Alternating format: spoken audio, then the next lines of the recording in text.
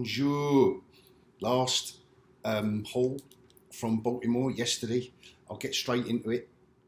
I went mad. I obviously went mad, but this was a freebie thanks to Kevin Van Hook, the creator, co-creator of, I don't know if he was the sole creator or co-creator of Bloodshot, but he's the writer on that, and he signed it for me.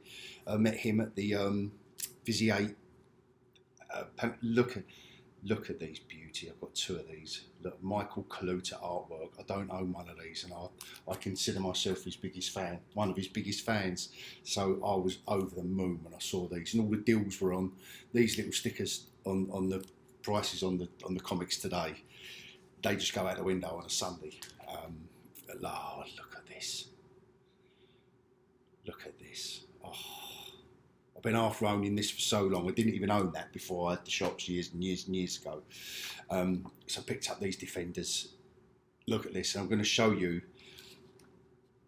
Just going to show. I mean, look how packed it is. Look at this artwork. Sal Buscema. And it's going to make sense right towards the end of this video while I'm showing you the Sal Buscema artwork. Look at that. That's what Submariner, Silver Surfer, Doctor Strange, Incredible Hulk. Defenders, action, and people wonder why crusty old gits like me moan when someone like Dismal Minus just can't get it right. When you've got years of these stories, look, you just got a year of these stories. Look, 4 against the gods. It's just classic stuff. Look at this stuff.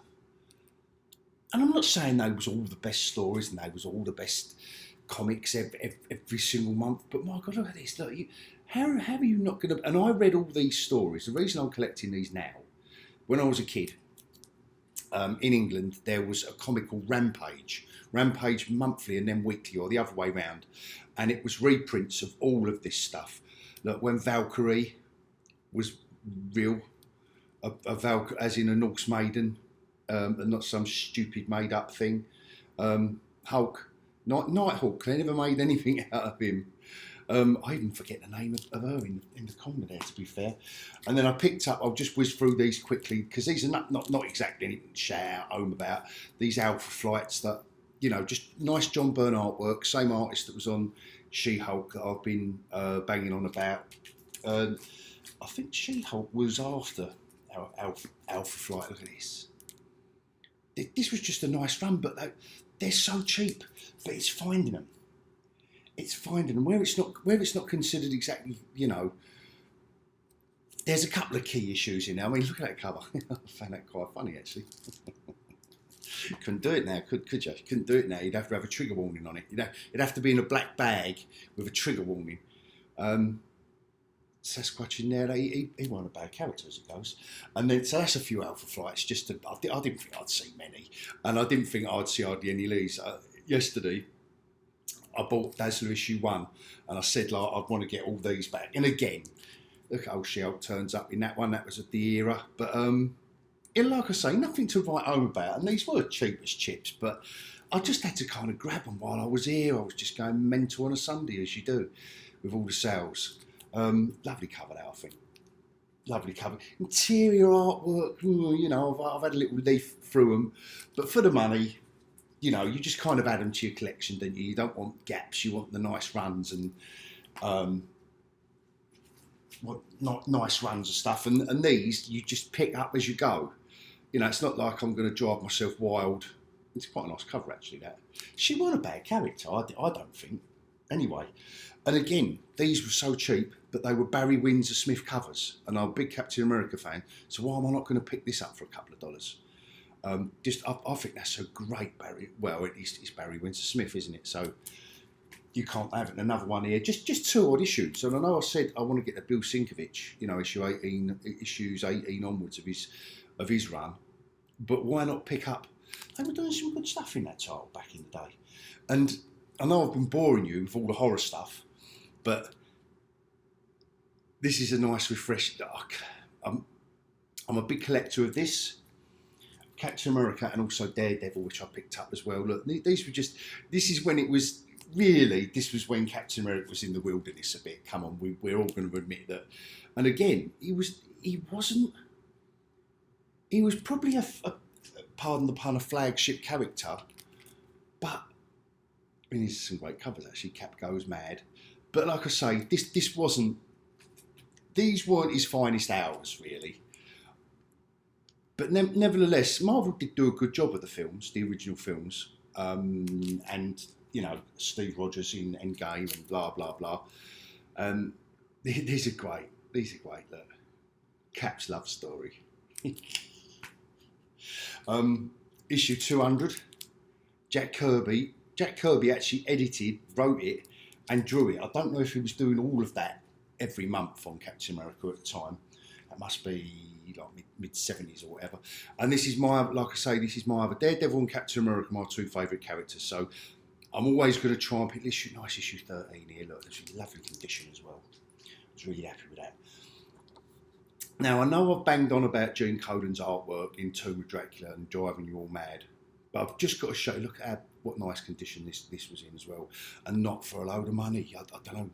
I thought the prices on Daredevil might have, you know, but Gene Colan's artwork on the Jester.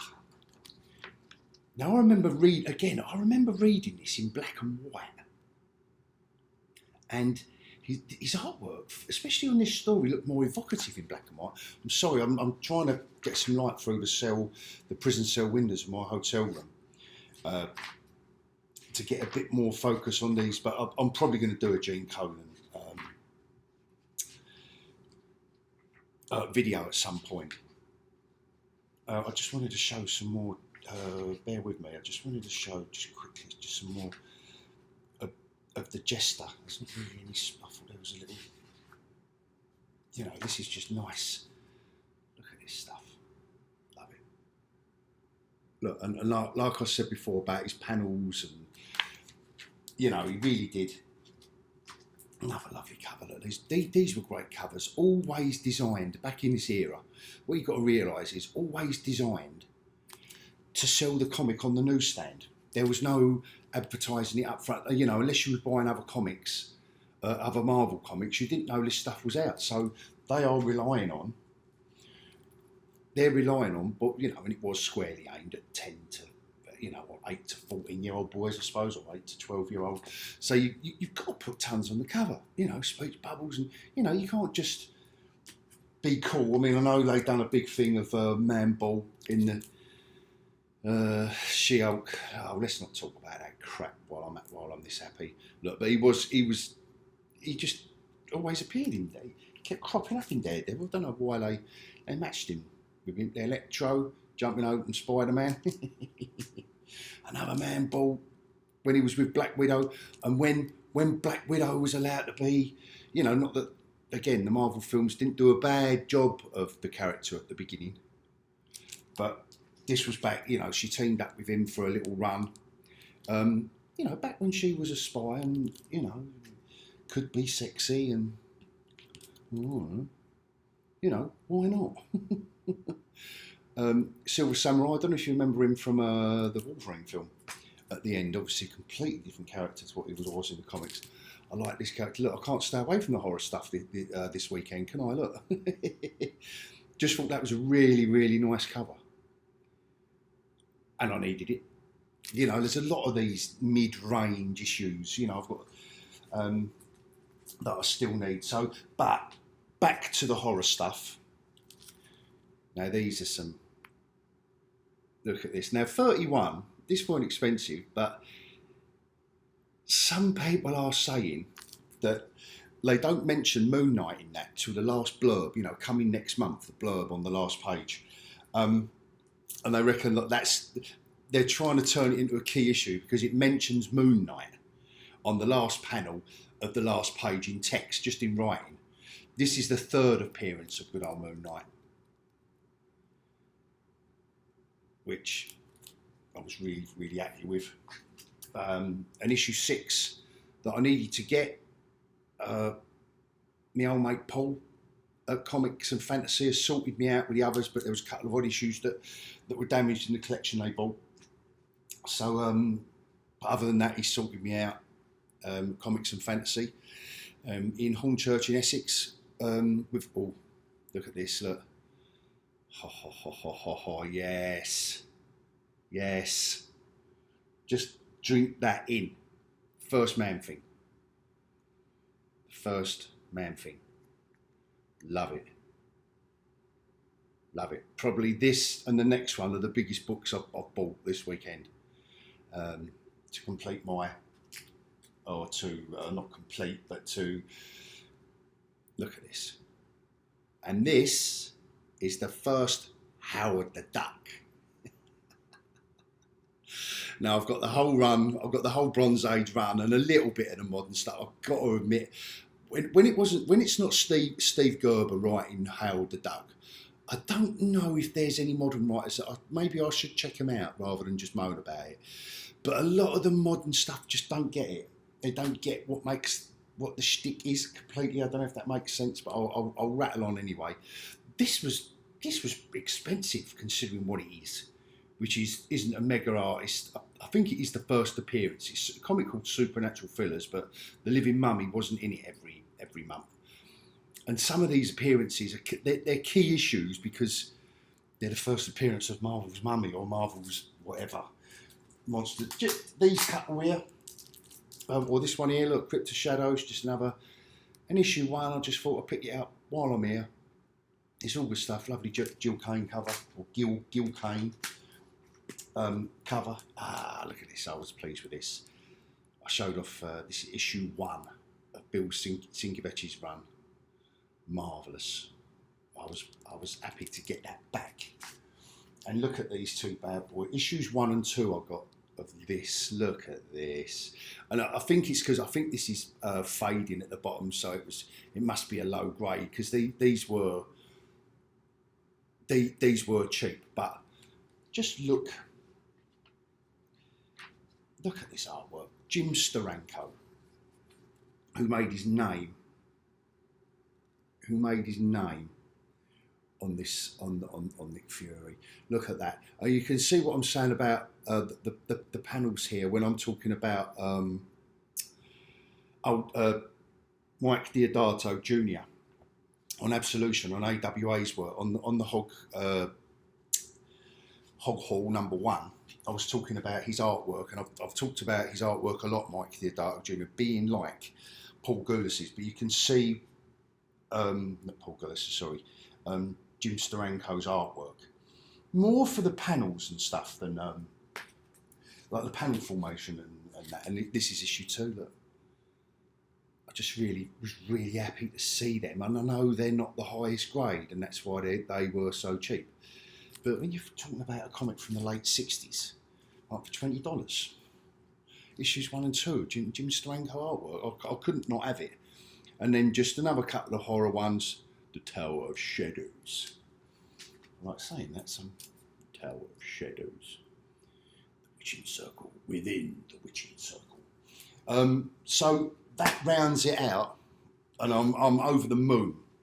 To be fair, I really am over the moon with what I got. And also, they do at Baltimore. They do they call them the Ringo Awards. I should really have looked at read why.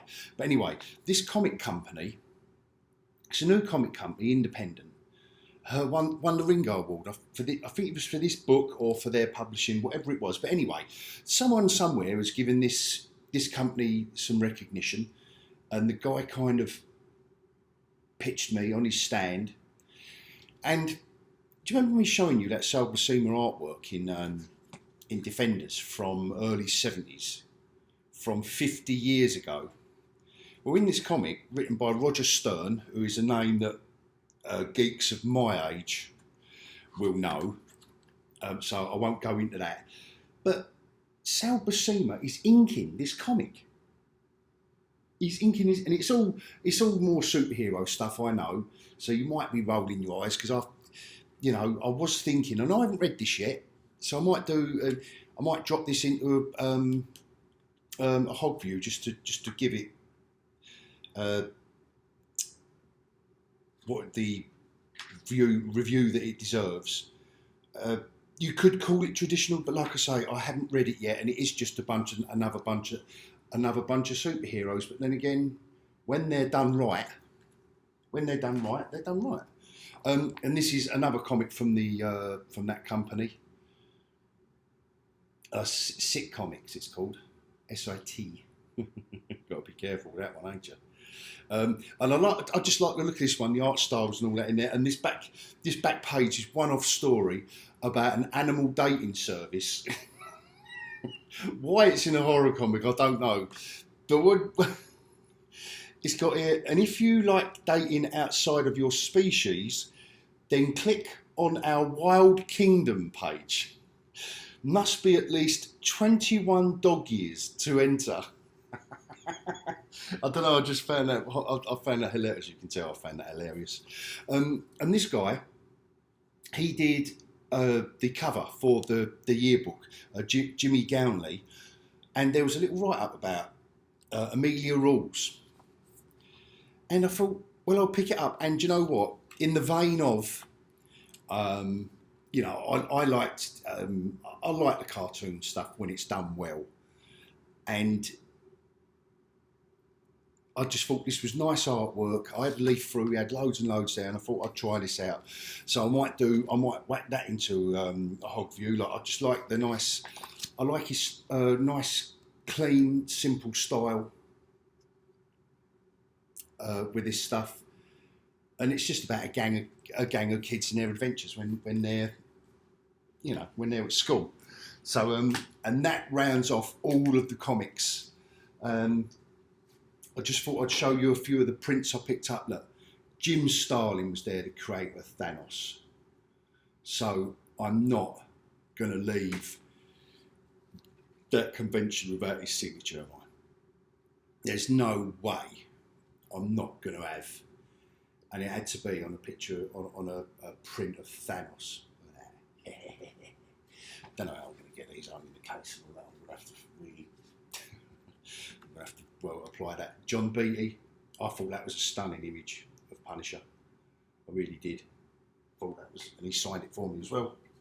And then these are just a couple of lithos that I've got free, or where I bought the VIP ticket. I'm not particularly a fan of the character and in its modern iteration, but I do like Terry Dodson's artwork, and I think that's a classic. I think that's a classic example of his artwork. But what I weren't going to do is get these, is pay extra, a bit of a fiddle really. You pay extra and you think, oh yeah, I'm getting some exclusive lithos, and this was another one, John Cassidy, and I had to get it because I'm a big Captain America fan, but then you've got to go to their booths and get them to pay, you've got to pay for them to sign them. And I thought, yeah, I went up for that. And then Neil Adams, obviously I couldn't get Neil Adams to, but I bought I did buy the Neil Adams sketchbook, but I don't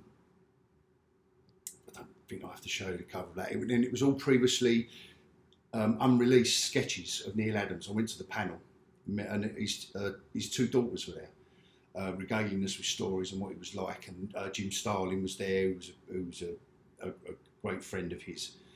And obviously, as we all know, Neil Adams is the one we have to thank for the modern Batman, who livened it up. Well, like they said in the panel, livened up DC Comics in total, really. Anyway, I will leave it there. I won't bore everyone anymore about my fabulous haul from Baltimore, and I will probably do a video on the whole adventure anyway. So I will bid you adios.